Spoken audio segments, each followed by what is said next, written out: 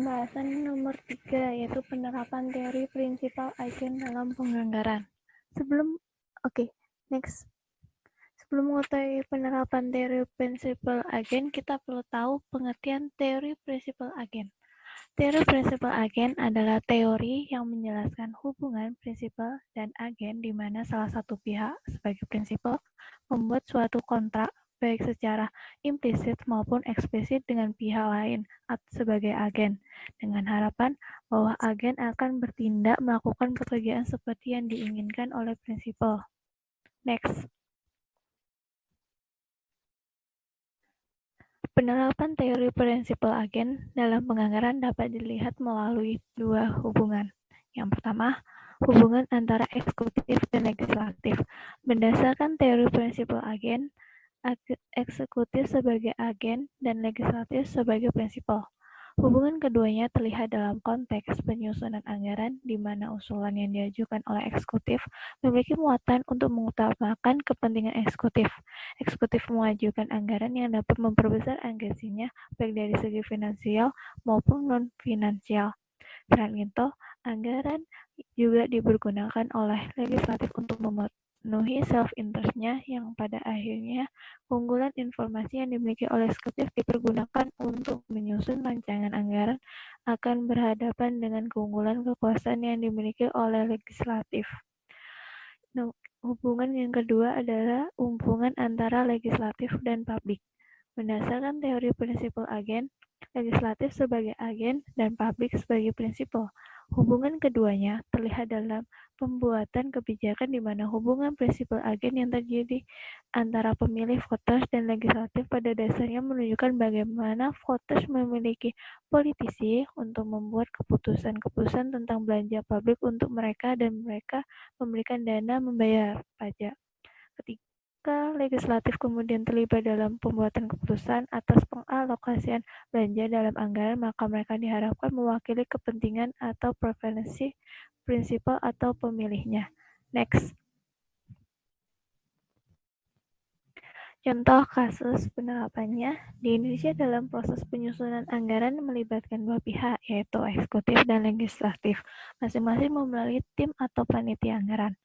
Sebelum penyusunan anggaran, khususnya anggaran daerah dilakukan, terlebih dahulu dibuat kesepakatan antara eksekutif dan legislatif tentang arah dan kebijakan umum, serta prioritas anggaran yang akan menjadi pedoman untuk penyusunan anggaran pendapatan dan anggaran belanja. Eksekutif membuat rancangan APBD sesuai dengan arah dan kebijakan umum dan prioritas anggaran yang kemudian diserahkan kepada legislatif untuk dipelajari dan dibahas bersama-sama sebelum ditetapkan sebagai peraturan daerah. Dalam perspektif keagenan, hal ini merupakan bentuk kontrak yang menjadi alat bagi legislatif untuk mengawasi pelaksanaan anggaran oleh eksekutif. Namun, dalam pelaksanaan terdapat beberapa permasalahan pada kedua pihak tersebut. Pada pihak di eksekutif terlihat di mana eksekutif memiliki keunggulan dalam hal penguasaan informasi dibanding legislatif dikarenakan eksekutif pelaksanaan semua fungsi pemerintah daerah dan berhubungan langsung dengan masyarakat dalam waktu sangat lama, sehingga memiliki pemahaman yang baik tentang birokrasi dan administrasi serta peraturan perundang-undangan yang mendasari seluruh aspek pemerintahan. Oleh karena itu, anggaran untuk pelaksanaan pelayanan publik diusulkan untuk dialokasikan dengan didasarkan pada asumsi, sehingga memudahkan eksekutif memberikan pelayanan dengan baik. Eksekutif akan memiliki kecenderungan mengusulkan anggaran belanja yang lebih besar dari yang terjadi saat ini. Sebaliknya, untuk anggaran pendapatan eksekutif cenderung mengusulkan target yang lebih rendah agar ketika realisasi dilaksanakan, target tersebut lebih mudah dicapai. Usulan anggaran yang seperti ini menjadikan adanya asimetri informasi antara eksekutif dan legislatif. Hal ini terjadi karena agen atau sebagai eksekutif menggunakan posisi yang relatif aman dan nyaman dalam melaksanakan tugas dan fungsinya. Akibatnya, muncullah perilaku oportunistik eksekutif dalam pengusulan belanja. Salah satu bentuknya yaitu mengusulkan jumlah belanja yang terlalu besar untuk komponen belanja dan anggaran setiap kegiatan, serta memperbesar anggaran untuk kegiatan yang sulit diukur hasilnya.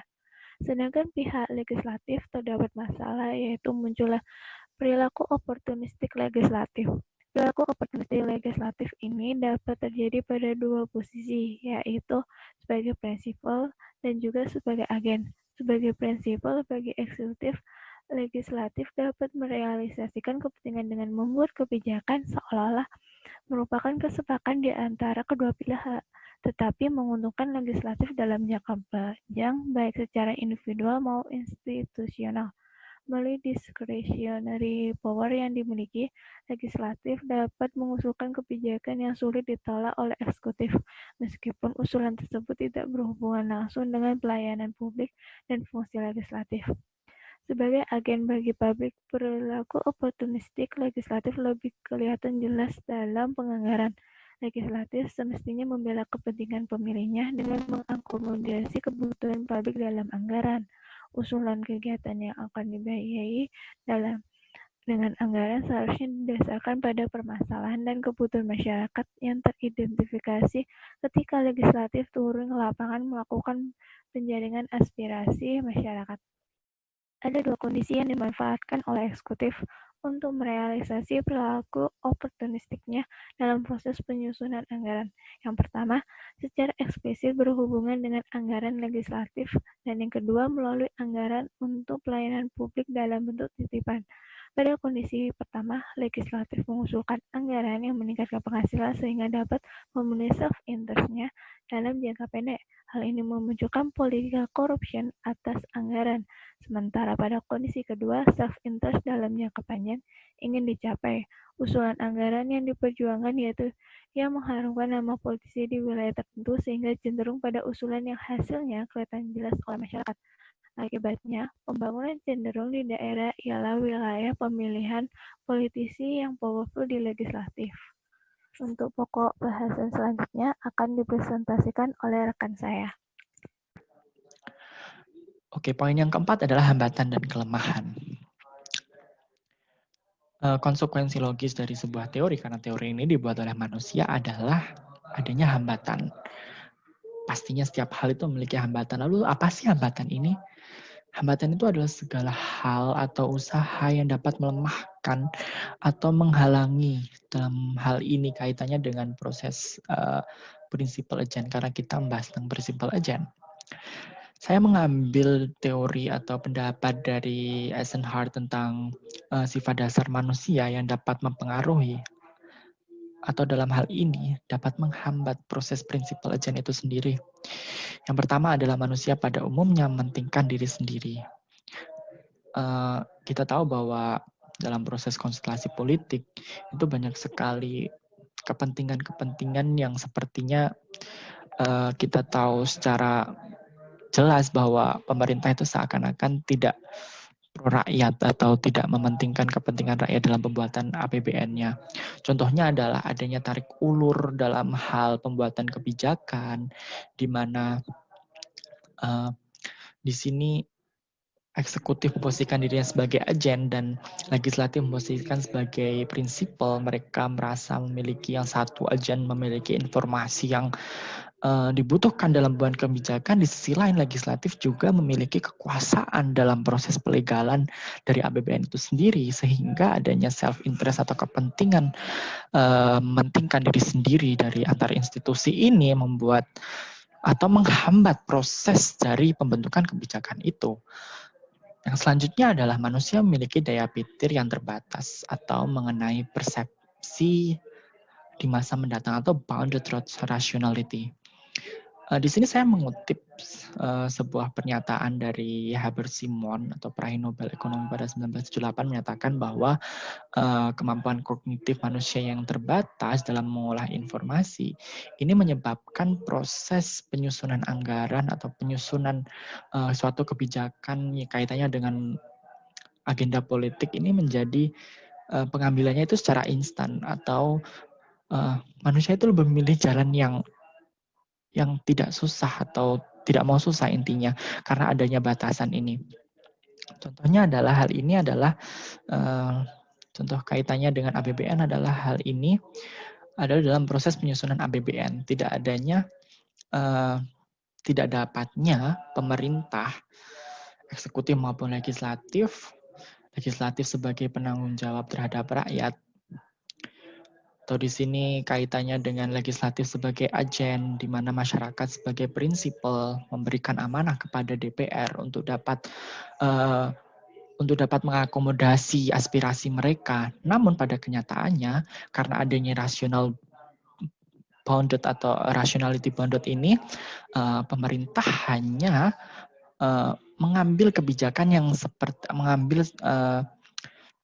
aspirasi-aspirasi atau kebutuhan masyarakat yang sifatnya ini prioritas. Jadi tidak sepenuhnya semua hal kebutuhan masyarakat ini dipenuhi karena adanya bounded rationality atau keterbatasan rasional ini. Karena kita tahu bahwa pemerintah ini juga manusia, jadi mereka memiliki batasan kemampuan, batasan pemikiran, dan bahkan batasan waktu, sehingga batasan-batasan inilah yang menyebabkan tidak terpenuhinya dalam proses ratifikasi ini semua kebutuhan yang untuk kepentingan masyarakat, sehingga hanya beberapa hal yang sifatnya mendesak atau sifatnya sangat diperlukan pada waktu jangka tertentu, karena kita tahu bahwa adanya keterbatasan ini. Yang selanjutnya adalah manusia selalu menghindari resiko. Memang manusia itu cenderung menghindari resiko, khususnya pemerintah menghindari hal-hal yang sifatnya memang tidak pasti, karena ini merupakan hajat hidup orang banyak. Jadi pemerintah tidak ingin mengambil resiko yang cukup tinggi karena kaitannya dengan kepentingan umum. Sehingga dalam proses pembuatan kebijakan, dalam proses ratifikasi APBN antara legislatif dengan eksekutif, ini menjadikan prosesnya menjadi begitu tidak terlalu istilahnya tidak terlalu istilahnya itu tidak terlalu rumit, atau mungkin bisa dibilang intinya kebijakan-kebijakan yang diambil itu tidak terlalu memiliki resiko yang tinggi, sehingga hasil dari kebijakannya pun itu aja. Masalah-masalah yang seharusnya menjadi problematika dalam kehidupan kita seperti pendidikan, lingkungan, dan juga kasus seperti hak asasi manusia, itu menjadi hal-hal yang tidak bisa diakomodasi secara penuh karena mungkin resiko yang tinggi dan juga jangka waktu yang panjang, sehingga pemerintah itu hanya membuat kebijakan yang sifatnya itu jangka pendek atau jangka menengah seperti infrastruktur atau hal-hal kaitannya dengan bangunan fisik. Sedangkan hal kaitannya dengan seperti pendidikan itu tidak menjadi prioritas utama dalam hal pembangunan atau dalam hal proses pengambilan keputusan. Dalam hal ini adalah dalam proses ratifikasi APBN itu sendiri. Selanjutnya yaitu tentang kelemahan. Di sini kelemahan dibagi menjadi dua, yaitu yang pertama adanya kepentingan, yang kedua yaitu adanya perilaku korup. Menurut Mardiasmo, dalam ini berpendapat bahwa organisasi sektor publik terdiri dari instansi pemerintah dan organisasi nirlaba. Pada organisasi pemerintah, aspek akuntansi keperilakuan terjadi pada setiap siklus anggaran. Siklus anggaran pemerintah terdiri dari tahap perencanaan, ratifikasi, tahap implementasi, dan tahap pelaporan ataupun tanggung jawab. Selain itu, adanya mafia anggaran yang terdapat dalam tubuh pemerintah dan Dewan Perwakilan Rakyat yang akan merusak tatanan pemerintahan yang baik serta proses demokrasi yang sehat, bermartabat, dan beradab. Implikasi penerapan teori keagenan dapat menimbulkan hal positif dalam bentuk efisiensi, tetapi juga lebih banyak akan menimbulkan hal negatif dalam bentuk perilaku oportunis.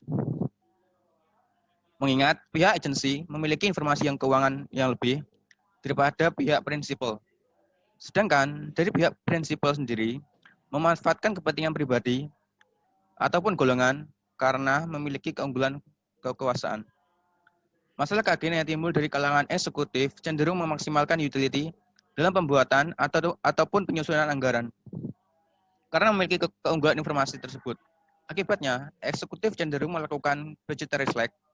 Hal ini terjadi disebabkan pihak eksekutif akan mengamankan posisinya dalam pemerintahan di mata legislatif dan masyarakat. Bahkan untuk kepentingan berikutnya. Tetapi budget dari SLEK APBN lebih banyak untuk kepentingan pribadi kalangan eksekutif daripada untuk kepentingan masyarakat. Isu perilaku dalam aspek ratifikasi anggaran sangat kental dengan nuansa politis. Tarik ulur kepentingan eksekutif dan legislatif sering terjadi. Tahapan yang alot sehingga menyebabkan mundurnya jadwal pengesahan APBN. Tentu saja keterlambatan pengesahan ini akan menyebabkan terganggunya proses penganggaran berikutnya yang lebih krusial, yaitu tentang realisasi mewujudkan berbagai program pembangunan untuk kepentingan masyarakat. Yang kedua, yaitu perilaku korup.